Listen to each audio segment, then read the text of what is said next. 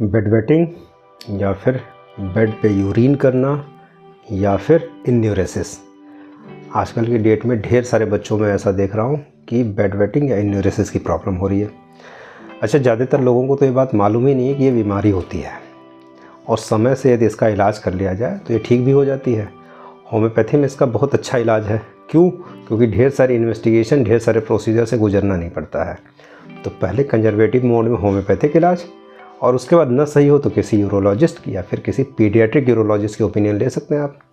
आज अपने इस वीडियो में मैं आपको ये बताऊंगा इन्यूरेसिस होती क्यों है और इन्यूरेसिस को हम कैसे ठीक कर सकते हैं बहुत थोड़े तरीके से, और इन्यूरेसिस में कौन सी होम्योपैथिक दवाइयाँ हैं जो बहुत अच्छा काम करती हैं।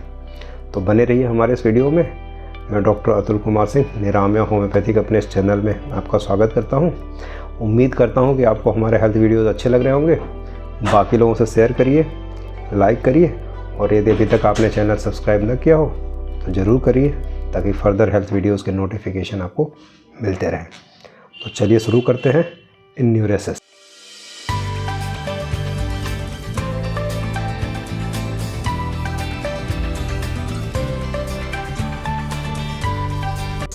आज की डेट में जो इन्यूरेसिस मैं बताऊंगा वो बच्चों के केस में ही बताऊंगा, पीडियाट्रिक केसेस में। क्यों? क्योंकि ओल्डर एज में इन्यूरेसिस के ढेर सारे कॉजेज़ होते हैं। जो पहले मेजर कॉजेज़ बताएं, ज़्यादातर देखा गया है कि इन्यूरेसिस के केसेस में या फिर ब्लैडर थोड़ा सा छोटा हो सकता है, इस वजह से होती है, या फिर जो हमारा मैसेजिंग सिस्टम है ब्लैडर से स्पाइन को और ब्रेन को, इसमें कुछ डिस्टर्बेंसेज होते हैं। मोस्टली यही बहुत बड़ा कारण होता है। तीसरी चीज़, बच्चे को बार बार यूरिनरी ट्रैक्ट इन्फेक्शन हो रहा हो। चौथी चीज़, कोई कॉन्जेनाइटल एबनॉर्मलिटी चल रही हो। पांचवी चीज़, डायबिटीज मेलाइटिस में ये होता है। और भी ढेर सारे छोटे मोटे काजेस हैं जिसकी वजह से ये इन्यूरेसिस होती रहती है। अब सबसे ज़रूरी चीज़ है ये जानना कि क्या बिना इन्वेस्टिगेशन के होम्योपैथी में हम प्रोसीड कर सकते हैं। तो मेरा मानना है, हाँ, बेड वेटिंग कोई बहुत सीरियस प्रॉब्लम तो नहीं है भाई, बस इतना सही है बच्चा पेशाब कर दे रहा है। कई बच्चों में तो हमने ये देखा कि 18 साल तक ये होता रहता है। ठीक है, तो मोस्टली मैंने देखा कि बच्चों में जो ये होता है वो गॉन होता है, बच्चों में नहीं, सब में गॉन होता है नर्वस सिस्टम के थ्रू। लेकिन जो मैसेजिंग होता है ब्लैडर से स्पाइन को और स्पाइन से ब्रेन को, इसमें कुछ फॉल्ट होती है। यानी कि सही से यदि रिकॉग्निशन ना हो पाए कि ब्लैडर फुल कंडीशन में यूरिनेट करवाना चाहिए, तो बच्चे को ब्लैडर के ऊपर कंट्रोल ही नहीं रहता। उस बेचारे को होता क्या है कि स्लीप के दौरान ही उस बच्चे की यूरिन हो जाती है। जब गीला होता तब बच्चे की नींद खुलती है। ढेर सारे गार्जियन बोलते हैं, सर ये तो बीमारी है नहीं, बच्चा बड़ा होगा ठीक हो जाएगा। ढेर सारे एलोपैथिक डॉक्टर भी ये बात बोलते हैं। लेकिन मान लीजिए बड़े होने पर ठीक नहीं हुआ तो क्या करेंगे? तो कंजर्वेटिव मोड में यदि आपके पास कोई मौका है, इसे ठीक कर लीजिए। तो बीमारी जब ठीक नहीं हुई तब भागने से क्या फ़ायदा, पहले ठीक कर लीजिए ना उसे। और बहुत नॉमिनल होम्योपैथिक दवाइयों से ठीक हो जाता है यदि सही तरीके से केस हिस्ट्री ली जाए। ऐसे केसेज में मैं प्रोसीड करता हूँ प्रॉपर केस हिस्ट्री के थ्रू, यानी कि मदर की हिस्ट्री ज़रूर इम्पॉर्टेंट है हमारे लिए। और क्या क्या चीज़ें इंपॉर्टेंट हैं जो इसमें मेडिसिन के सिलेक्शन में रोल प्ले करती हैं। लास्ट में मैं दवाइयाँ भी बताऊंगा आपको, जो 2 दवाइयाँ यूज़ होती हैं। पेटेंट मैं नहीं बताता हूँ, ढेर सारे डॉक्टर सब लोग पेटेंट बताएं, क्योंकि मैं पेटेंट की प्रैक्टिस नहीं करता हूँ। इसका कहीं ये मतलब नहीं है कि पेटेंट यूज़ नहीं करने चाहिए, भाई उनका तरीका अलग है, मेरा तरीका अलग है। सो दैट्स वाई पेटेंट की प्रैक्टिस को मैं होम्योपैथिक प्रैक्टिस नहीं मानता हूँ। वो पेटेंट की जो प्रैक्टिस है वो होम्योपैथिक मेडिसिन का एलोपैथिक पैटर्न पर प्रैक्टिस कही जाती है। मेरी नज़र में हमें ओपिनियन सबकी चेंज हो सकती है। मुद्दे की बात, बच्चे को जो बेड वेटिंग हो रही है वो पहली स्लीप में हो रही है कि दूसरी स्लीप में हो रही है? बच्चा ड्रीम तो नहीं देख रहा है? बच्चे को कोल्ड का एक्सपोजर ज़्यादा प्रेसिपिटेट तो नहीं कर रहा है? बच्चा किसी साइकोलॉजिकल स्ट्रेस से तो नहीं गुजर रहा है? तो ऐसे ढेर सारी चीज़ें हैं जो, या फिर इनमें से कोई ऑब्वियस कॉज नहीं है।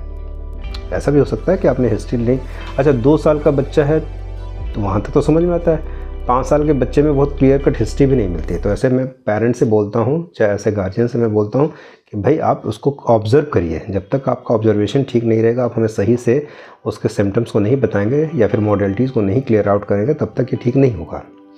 अब बात करते हैं, पहले स्लीप में दवाइयाँ अलग होती हैं, मिड स्लीप में अलग होती है, मॉर्निंग के लिए अलग होती है, स्ट्रेस के लिए यदि इन्यूरेसिस हो रही हो अलग होती है। ठीक है, बच्चे की टाइपोलॉजी और कॉन्स्टिट्यूशन के हिसाब से भी दवाइयाँ अलग अलग होती हैं, और कोई कॉज ना मालूम चले तो भी दवाई अलग होती है।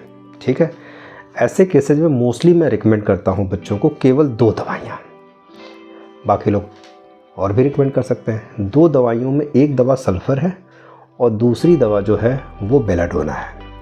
लेकिन इसके लिए कुछ ज़रूरी उपाय भी आपको करने पड़ेंगे। जैसे बेड वेटिंग के बच्चों को हम पैर में मोजे पहना के सुलाते हैं। कई गार्जियन ये बोलते हैं सर मोजा नहीं पहनेगा वो सोएगा ही नहीं।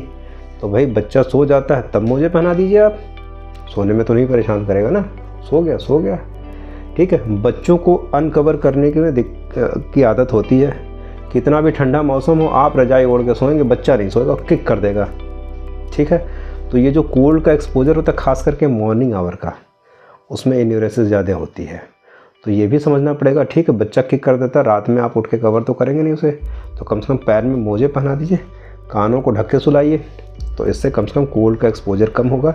यानी कि कोल्ड के प्रेसिपिटेशन को यदि हम लोग रोक लें तो काफ़ी कुछ बच्चों में एन्यूरेसिस की प्रॉब्लम अपने आप सॉल्व हो जाती है।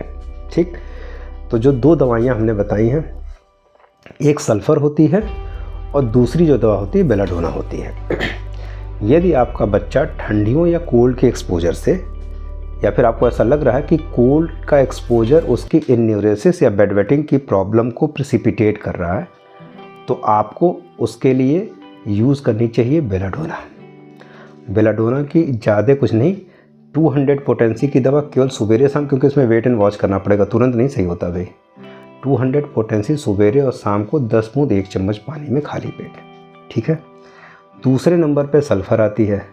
यदि आपको लगता है कि बच्चा सल्फ़र टाइप की टाइपोलॉजी का है, मतलब थोड़े गंदगी से रहता है, उसके अंदर क्लीनिनेस बहुत ज़्यादा नहीं है। क्लीनिनेस से समझिएगा तो आप गार्जियन टीच करते हैं ना, लेकिन बच्चे की बेसिक हैबिट, उसको पसीना बहुत ज़्यादा होता है, गर्मी बहुत ज़्यादा लग रही है, तो एक तो कोल्ड इन्वायरमेंट में प्रेसिपिटेट वाली दवा बता दी मैंने, दूसरी हॉट वेदर, जो बच्चे जिनको मतलब ज़्यादा गर्मियों के एक्सपोजर की वजह से दिक्कत होती है, या फिर जिनको गर्मी ज़्यादा लगती है, सीधी बात, तो ऐसे में सल्फ़र 200 पोटेंसी सुबेरे और शाम को, और इन दोनों दवाइयों को 1 हफ्ते देके बंद कर दीजिए, लंबा टाइम नहीं चलाना है। कई लोग 1 डोज बताते हैं, लेकिन मैं रेगुलर बता रहा हूँ। 10 बूंद 1 चम्मच पानी में सुबेरे, 10 बूंद 1 चम्मच पानी में रात में, डेली 7 दिन तक देके आप उसे बंद कर दीजिए। अब बात करते हैं कोई ऑब्वियस कॉज ना मिले तो आप क्या करेंगे। कोई भी ऑब्वियस कॉज ना मिले तो इक्विसिटम हाईमेल जो है उसकी पोटेंसी 200 नहीं रखेंगे आप, उसकी पोटेंसी 30 रखेंगे। हर आदमी की ओपिनियन अलग अलग हो सकती है, लेकिन मैं जो आपसे बातें शेयर करता हूँ वो चीज़ें शेयर करता हूँ जो मैं रेगुलर प्रैक्टिस में यूज़ करता हूँ। तो आप एन्यूरेसिस के केस में जब भी कोई ऑब्वियस कॉज ना मिले तो इक्विसिटम हाईमेल 30 पोटेंसी को दिन में 3 बार देंगे। कैसे? 10 बूंद 1 चम्मच पानी में सुबह दोपहर शाम, और इसको कंटिन्यू 15 दिन तक देना है। 15 दिन बाद आपको लगे कि कंडीशन स्टेबल है, बंद कर दीजिए, और आपको लगे नहीं कंडीशन स्टेबल नहीं तो कुछ दिन तक और कंटिन्यू करिए। बच्चों को समय समय पे डीवॉर्मिफाई करवा देना चाहिए, यानी कि कीड़े की दवा दे देनी चाहिए 6 महीने में एक बार, क्योंकि बच्चा कितना भी साफ़ सुथरा रहेगा तो ये नेल बाइटिंग की हैबिट होती है मोस्टली बच्चों में, तो 6 महीने में एक बार डीवॉर्मिफाई ज़रूर करवा दीजिए।